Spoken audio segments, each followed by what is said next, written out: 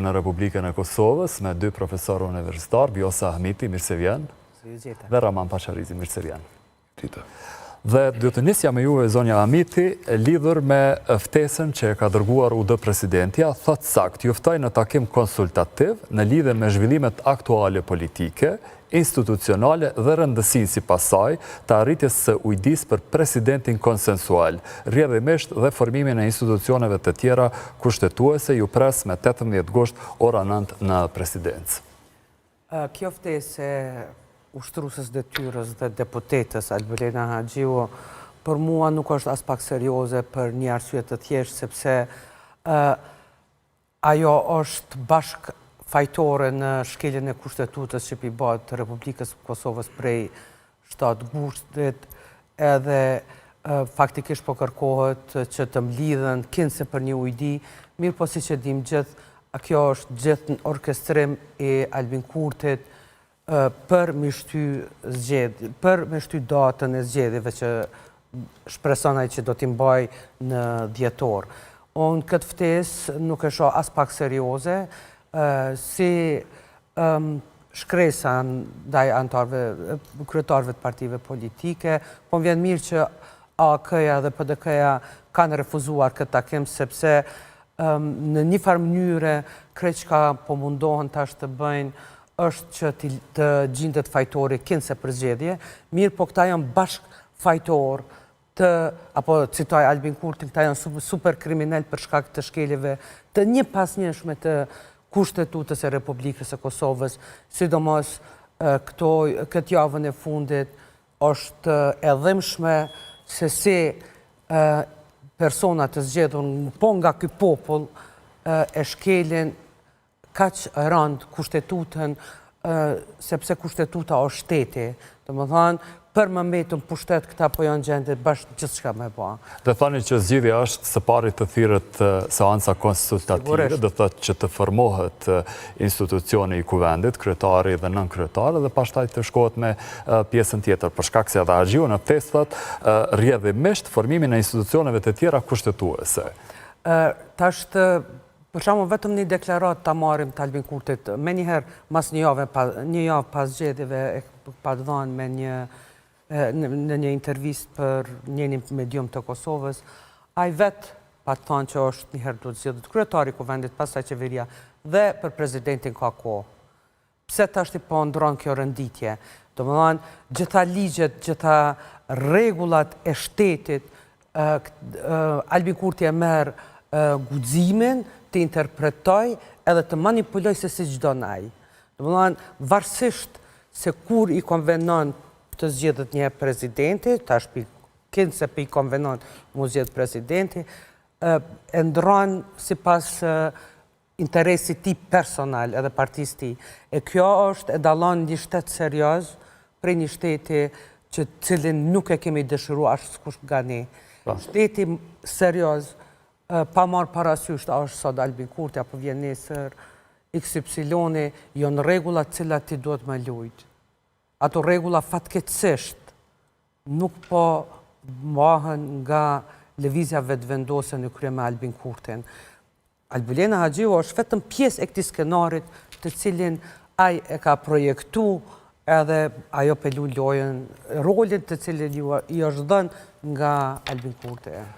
Dhe pas qëndrimit të ri të Lidhjes Demokratike, e cila e bëri të qartë, nuk do pjesëmarrje në qeveri, po ashtu nuk don pjesë të pushtetit, dhe thotë se i ka votat për një president konsensual. A do t'jetë e vështirë, apo mbasi do t'jetë ma e lehtë arritja deri te një emër i përvetshëm që do të ishte presidenti ose presidentja konsensuale e Republikës? Unë mendoj ndryshme, mendoj që është kajtë e pamundur tashmë pasi Lidhja Demokratike e Kosovës nuk ka thënë që do të votojë me çdo kush, po ka thënë pikërisht kështu siç e thatë ju, që do ta votonte një president konsensual. Kjo është tërheqje e Lidhjes Demokratike të Kosovës për shkak të pamundësisë për të arritur marrëveshje me zotin Kurti, si kryetari i lëvizjes vetëvendosje, dhe tani në vend se të gjendet emri, në vend se të diskutohet për emrin, duhet të diskutohet dhe do të diskutohet për parimet. Domethënë, duhet të identifikojnë të miratojnë, të pajtohen e të tjera për parimet. Dhe ata që s'du kanë arritur të merren vesh për gjëra më të vogla, tash do të jenë të detyruar të ulen të flasin për parimet dhe se sa mund të flitet, të diskutohet me zotin Kurti për parimet, kjo pastaj është një sfidë më vete për institucionet e Kosovës. Unë nuk mendoj që po shkohet drejt një zgjidhje, unë mendoj që po shkohet drejt zgjedhjeve, loja e partive politike përgjithsisht është loj e ndërtimit të ati që po e quaj narracion, e rrëfimit se kush ka faj, dhe më thënë, ne tash e 2 vjetë po merremi me gjetin, apo me përpjekën për gjetur fajtorit, dhe jo me përpjekën për gjetur zgjidhje, tash e shumë vjetë na merremi, kemi ndërtu një qasje elektorale dhe jo qasje zhvillimore dhe integruese. Kemi të i kaluar 18 muaj, apo jo?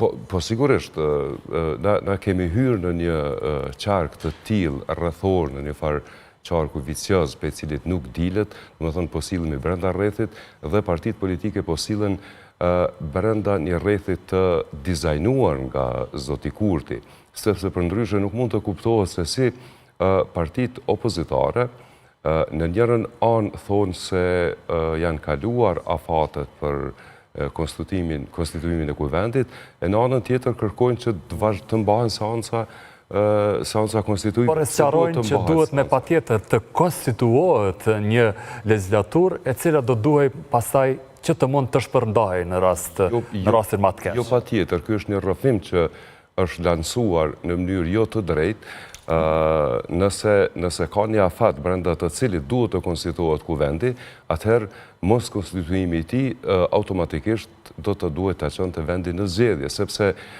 nëse afati ka qenë 30 ditë pas certifikimit të rezultateve, afati kur duhet të konstituohet kuvendi, atëherë gjithçka tjetër për te atij afati është kundër kushtetues, por partitë politike duke u pas kurthuar, duke u pas mbështjell ashtu brenda një farë rrëfimi që ka ndërtu, që është lansu, do më thonë, për nevojen dhe synimin e zotit Kurti që zgjedhet ti zhagist, ti zvarris deri në fund të dhjetorit, atëherë partitë politike opozitare janë bërë pjesë e kësaj loje pa dashin e tyre, në mënyrë të pavedishme, duke mos e quar këtë shkelje kushtetuese në gjykatën kushtetuese, sepse po thonë që nuk qohet interpretimi për të interpretuar. Jo, momenti juridik tashmë ka ndodhur, shkelja ka ndodhur, sepse kuvendi nuk është konstituar. Dhe nëse kuvendi nuk është konstituar dhe dikush synon të thirrët në mundësinë e shkeljeve sepse nuk ekzistua kanë sanksione, atëherë duhet të bëhet një pyetje në gjykatën kushtetuese për sanksionet. Çka ndodh pastaj? Çka ndodh kur shkilen afatet? A shkohet drejt për drejt në zgjedhje të tjera apo gjykata kushtetuese do ta sugjeroj eventualisht një afat tjetër apo do ta legjitimoj shkeljen kushtetuese, siç e ka legjitimuar edhe në fillim të këtij viti, kur i dha edhe disa ditë shtesë për zgjedhjen për përpjekjen për zgjedhjen e presidentit, ju kujtohet koha, domethënë kur shkelen edhe atëherë afatet. Dhe eventualisht Lidhja Demokratike e Kosovës, duke qenë se thotë që nuk don asesi që Republika të shkojë në zgjedhje të reja dhe duhet ta shmangë një krizë me patjetër, duke u diskutuar edhe çështja e Këshillit të Përgjithshëm që e kishte LDK-ja, pastaj zgjedhjeve të brendshme kështu me radhë, ku ishin të gjithë të një goje. Nuk shkojmë në zgjedhje të reja dhe do të bëjmë gjithçka që është e mundur. A është e mundur që çështja e një presidenti konsensual të zgjidhet mes LVV-s dhe LDK-s në këto takimet konsultative tash që mbahen ekskluzivisht për një president konsensual? Për shkak se PDK-ja dhe Aleanca thanë jo, nuk shkojmë. Po, tash do të shojmë edhe nesër LDK-ja deri të martën më duket është. Po, të martën ora 9. Të përgjigjet ndoshta edhe ajo publikisht, por nëse shkon, pikpyetja jeme e madhe është pse shkon. Kam pas takime Lumir Abdigjiku me Vjosa Osmanin, kam pas takime me Albin Kurtin, rezultati ka qenë 0. Pyetja është pse më shku, por rezultatin veç sot pedim, edhe nëse shkojnë ata Lumiri me Vjosën, edhe nëse shkojnë takim me Albulenin apo Albinin, rezultati jam shumë e bindur që do t'jetë 0.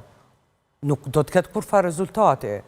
Vjosa Osmani dje tha që kënë se në takime o mundu me poshnu LDK-n, unë poshtë një matë madhë nuk di që ka mundet mi ba një partije politike nëse shkom prap, edhe prap rezultati vish po dihet që është 0. Po, a duhet tash të shkohet me emra konkret, të jemi më konkret, pasi po flasim për idenë një presidenti, eventualisht presidenti konsensuale? Unë jam shumë e bindun që edhe nëse shkohet me emra konkret të ndonjë personaliteti të cilin po e quajmë konsensual, Albi Kurti nuk do të votoj vë lëvizja vetëvendosje. Sepse mas pari, LDK si mungojnë i ka vetëm 18 në shkrime, ku janë edhe tjerat. Mirë, ata së bashku me komunitetet jo serbe i bëjnë 80 vota për korumin e presidentit. Po, unë dyshoj që nëse LDK-ja e propozon dikon, Albin Kurti do t'jeti gatshëm ta votoj. Ska heqë, do më thonë, problemin, kjo shoqni, edhe sidomos partit opozitare e kanë që nuk po i besojnë Albin Kurtit, ai prej që është në politik gjithmonë na ka të regu për hapat e ardhshëm ti. E kem intervistën e ti para zgjedhjeve të qershorit, ku na ka thonë drejt për drejt, këto janë zgjedhje për me hap rrugë për zgjedhjet e tjera në vjesht. Do më thonë, unë kom fillu me marrë shumë seriozisht atë që ka e thot aj, se edhe ato për e mbanë. Do më thonë, LDK-ja, si pas mendimit tim, nëse shkanë, Lumir Abdigjiku dhe Vjosa Osmani, nëse shkojnë takim të Albulena Haxhiu, rezultatit do t'jetë 0, aj prap do të mundohet t'i fajsoj pikrisht LDK-n në krye me Abdigjikun, se... Nëse e ka qëllim? Po, Albin Kurti nuk do të pranon asesi edhe ndonjë person konsensual do të jetë aj që e përzgjedh, jo partit opozitare. Unë nuk besoj fare që aj do të merte parasysh dikën nëse nuk ka hyrë në filtrat e ti. Dhe profesor, ju gjate për cjellë një skenën politike, qysh po ju duket këto veprimet e Partisë Demokratike të Kosovës? Janë krejt ndryshe, diçka që nuk e kemi pa sidomos për kësaj partije? Po, tashmë ka nisur të aktivizohet Partia Demokratike e Kosovës, ka hyrë në një fazë e cila është potencialisht një fazë pak sa problematike do tjetë shtatore dhe për shkak të shpalljes së pritur me 16 shtator të vendimit për zotin Thaçi dhe zotin Krasiqi, Veseli dhe Selimi.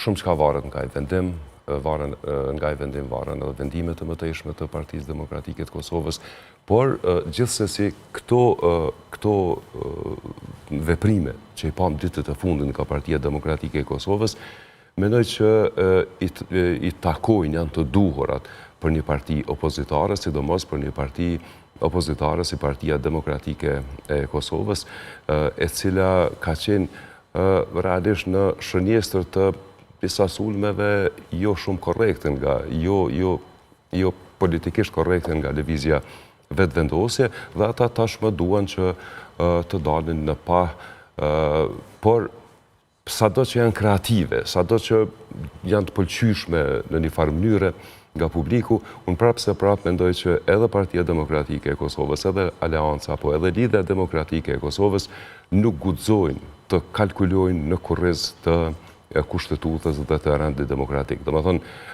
në këto situata, kur ata vetë deklarojnë që zoti Kurti po e minon sistemin kushtetutës dhe demokratik të shtetit Kosovës, ata duhet të shndërrohen në gardian të kushtetutës të rendit dhe të ligjit dhe të trajtojnë të çështje edhe paralelisht me veprimet e tjera edhe në rrugë institucionale. Do me thonë, nuk mund të thuash është qëllimi Kurtit që ne ta qojmë një çështje në gjykatën kushtetuese që ai të fitoj kohë, sepse ky është kalkulim. Nëse ti konsideron që shkelja ka ndodhur, duhet ta çosh në gjyq. Do me thonë, nuk ka kalkulim me kushtetutën dhe me rendin demokratik.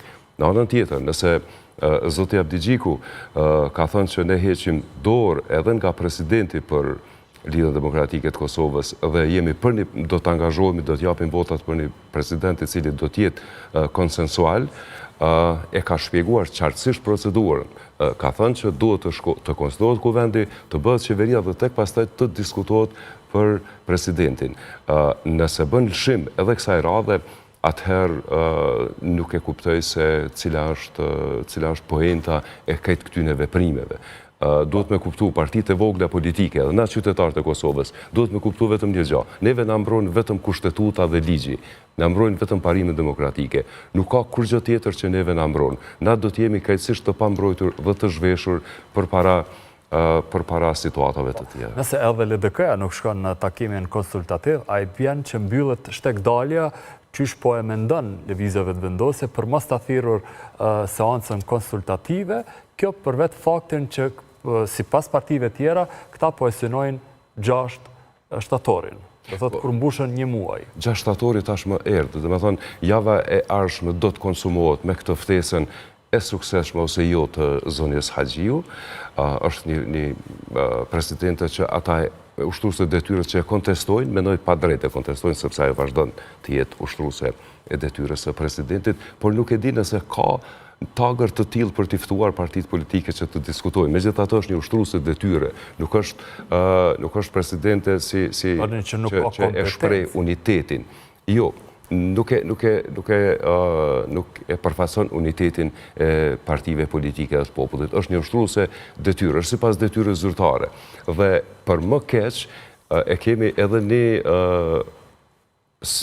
një kryesues të seancës konstituive. Ai është kryesues i vetëm një seance konstituive dhe merr guximin që të bëjë deklarata politike dhe të tregojë se si është mirë apo nuk është mirë të thirrë seanca. Ai ka një detyrë që duhet kryer. Është një person krejt teknik dhe krejt rastësisht është aq i moshëm sa është dhe krejt rastësisht është aq i padijshëm sa është. Do thotë është procedurale, krejt. Absolutisht është procedurale. Në anën tjetër zoti Kurti tashmë i ka nxjerrë në plan të parë zonin Haxhiu sipas detyrës së saj dhe zotin Dehari duke abuzuar realisht dhe po fshihet për vete deri javën e ardhshme kur praktikisht i bie me qenë shumë më afër 6 shtatori kur mund të thirret seanca. Seanca mund të thirret javën, jo këtë javë që po vjen, po javën tjetër për 6 shtator në ditën e fundit në mënyrë që të zgjidhet, të konstituohet kuvendi, të bëhet qeveria dhe pastaj të shihet se si do të shkohet në tutje dhe në atë moment fitohet koha e mjaftueshme për të shkuar në fund të dhjetorit në zgjedhje. Dhe kemi kryetaren Aleancës, i cili thot qartazi, Aleanca ka kuptuar këtë lojë dhe nuk ju jep alibi. Thot ai në raport me vetëvendosjen, po t'i doni të vërtet votat dhe kurumin i keni 6 pikat e Aleancës. E mundur që vetëvendosja t'ia plotëson këto 6 pikat që janë kritike, sidomos në për raportet mes Kosovës dhe Shteteve të Bashkuara të Amerikës. Sikur Albin Kurti do donte t'i pranonte ato 6 pika që mendoj janë edhe të rëndësishme për shtetin tonë, për sidomos Aleanca me Amerikën, ai do ta bënte këtë pa problem. Unë dyshoj që ai ka gatishmëri ta bëj, për shkak që nuk do na problemin kryesor. Unë sa e kom lexu Albin Kurtin është që të shkojmë edhe një herë në zgjedhje, me shpresë që do të fitojë ndoshta edhe më shumë vota të diasporës, edhe këtu në Kosovë, sepse është vetë ai që ka thonë që nëse nuk i marrin 60 deputet, është problem. Ky kërkon t'i ketë 60 deputet, ta kem një parti shtet. Koncepti demokracisë tek Albin Kurti dhe lëvizja vetëvendosje, këto ditë prap na i treguan që nuk funksionon. Por kur ti merr 60 deputet, atëherë duhet edhe 20 të tjerë për ta bërë kurumin për presidentin. Ai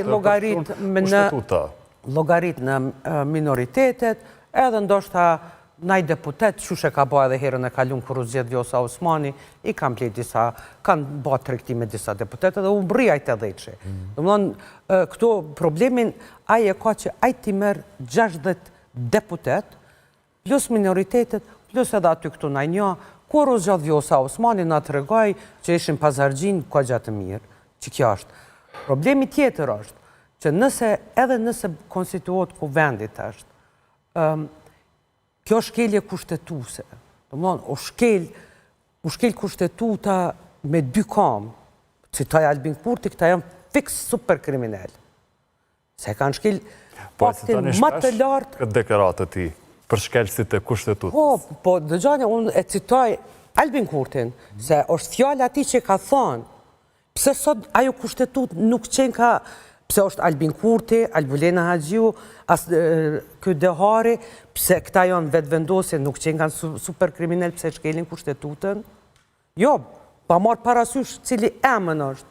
Momentin që shkelet kushtetuta, ti për shkel shtetin tonë, është problem se unë jam gjenerat, edhe profesori, që kemi kontribut direkt në shtetë ndërtim të Kosovës. Disa tjerë kanë donë edhe jetë. Ky vend ka vujtë shumë, më arë sëd, një politikan, me shkel kushtetutën, me shkel shtetësin, kushtetuta me këtë rast i bjen me shkel shtetësin, shtetin e Kosovës, unë e kam problem moral. Por ata thonë se kanë afat si pas gjitha gjasa e vërteta atyre nuk... Kjo është problemi. E vërteta e tyre po mundohen më naj shitësit e vërtet absolute. Po nuk është e vërteta si pas tyre, interpretimi si pas tyre. Dorën zemër, ajo është shumë qesharake, se këtë vërtet të tyre edhe vitin e kalum, Avni Dehari 60 herë shkeli kushtetutën për Albulena Haxhiun, e si bavonë.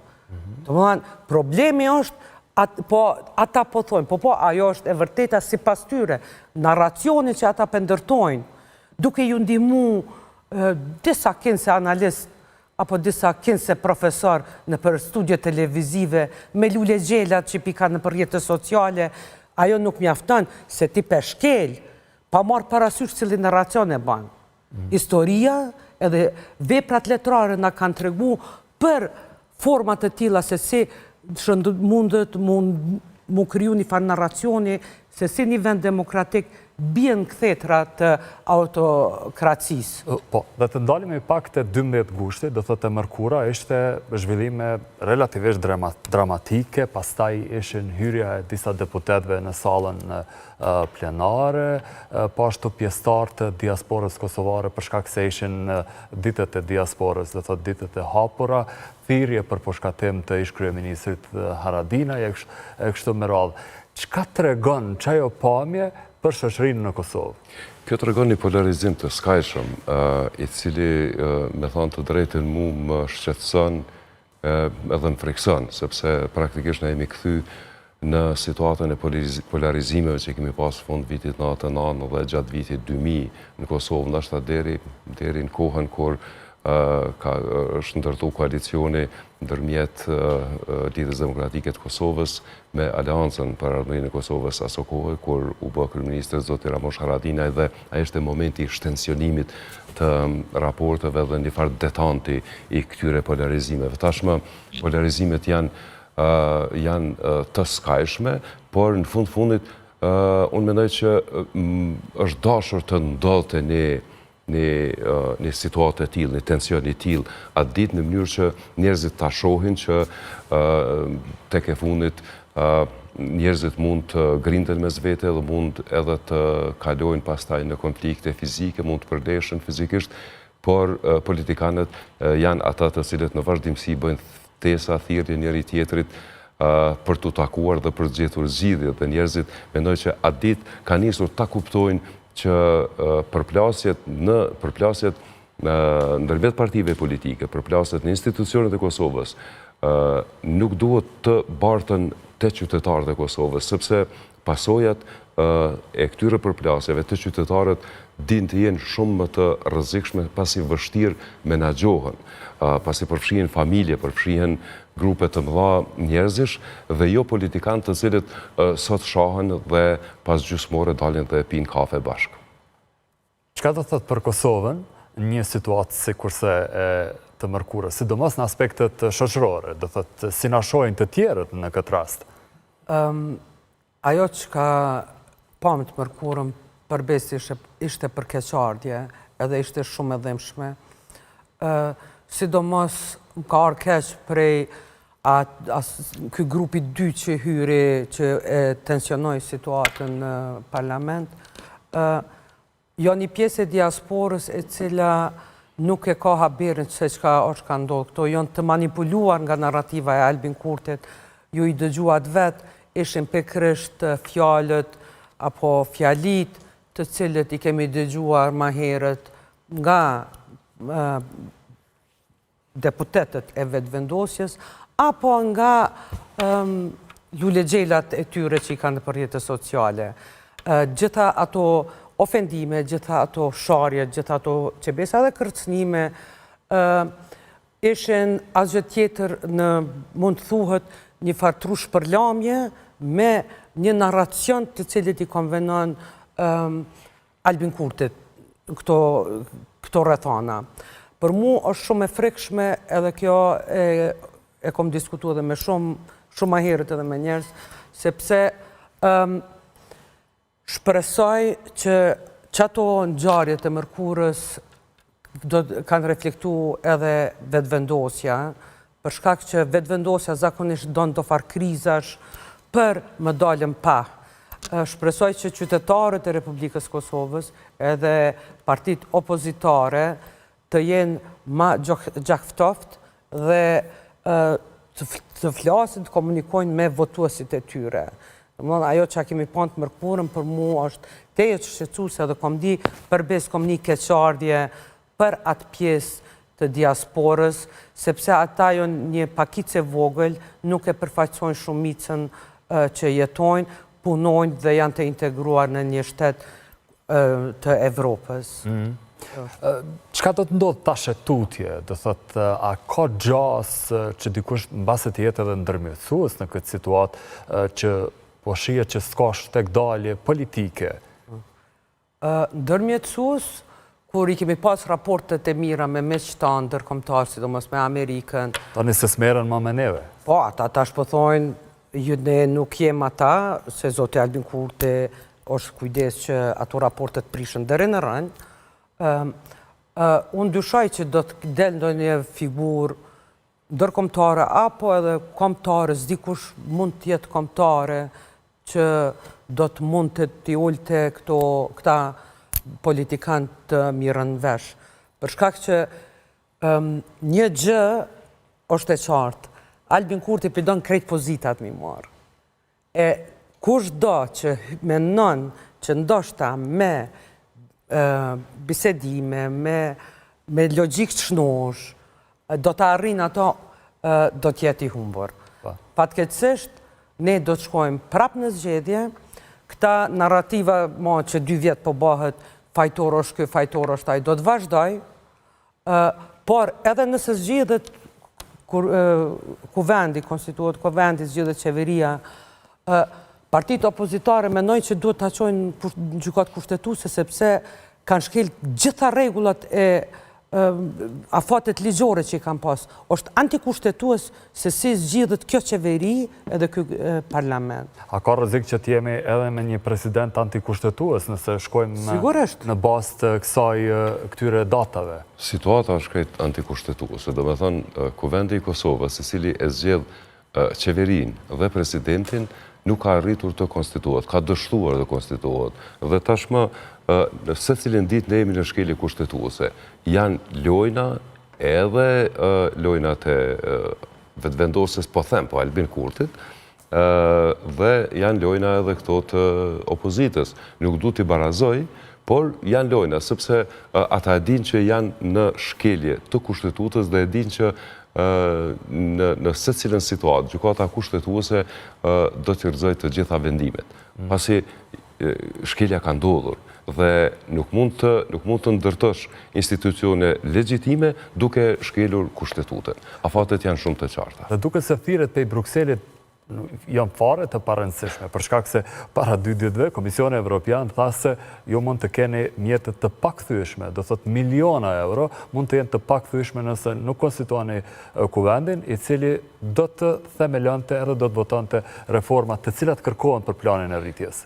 Përveç kësaj, për mu ishte shumë e rëndësishme, ishte edhe shqetësuese, madje një deklarat e zyrtarëve evropian, që thanë se vënesat, shtyrjet, nuk mund të ndalin procesin e implementimit të marrëveshjes së Ohrit. Dhe duke që këtu është problemi. Dhe me thonë, na e dim që zoti Kurti as në andrat e tij më të bukura nuk mendon që i fiton e herë 65 apo 70% të votave për t'i bërë vetë të gjitha institucionet.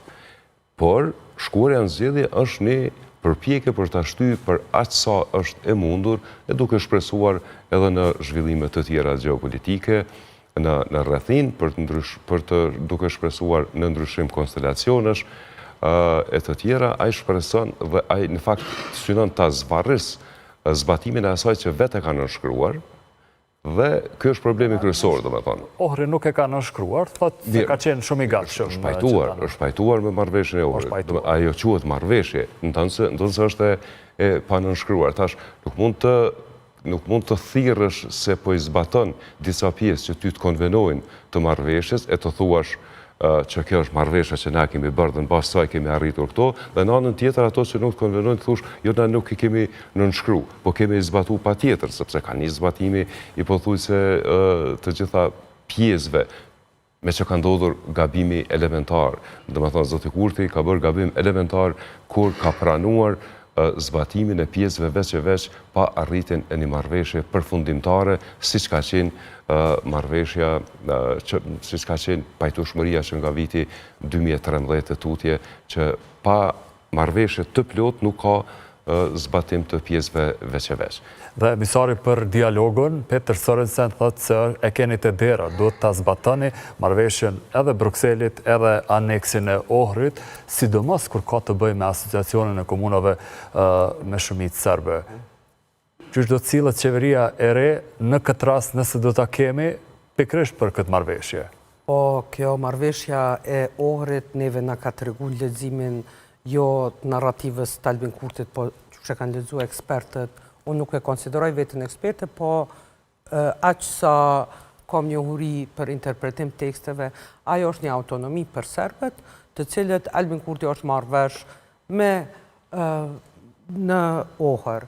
Kjo tash nëse është plani franko-gjerman, ai gjithmonë thirrej në të. Ajo është ajo, domethënë është veç që duhet flitet haptazi, për ndoshta edhe kjo është arsyeja pse ky nuk po don me zbatu këtë marrëveshje, për shkak se e din shumë mirë që është një farë lloj autonomie për serbët që jetojnë në Kosovë. Problemin do të lidhesha edhe me milionat cilat rrezikohen. Qeveria Kurti na ka tregu që bashkë nuk i bëhet vonë për ato miliona që vinë për Unionit Evropian në Kosovë. Gati 3 vjet ne jemi kanë në sankcione ku janë ndërpre projektet, unë muna më fol vetëm për shembull me universitetin ku janë premtu, ka qenë marrëveshjet për shembull për fillimin e një programi antiplagiatur, bibliotekës online e kështu me radhë. Gjitha kanë stopu. Nuk i bëhet vonë, se shumica qytetarëve nuk i prek direkt këto milionat. Problemi është afatgjat, të cilin ne do të jetë shumë vështirë edhe për gjeneratat ma vonë për me riparu këtë qeverisje që na e kemi prej Albin Kurtit. Faleminderit për kohën, profesoresh. Faleminderit, profesor. Ishte kënaqësi. Dhe tash flasim për një problematik tjetër që ka Republika e Kosovës. Sot një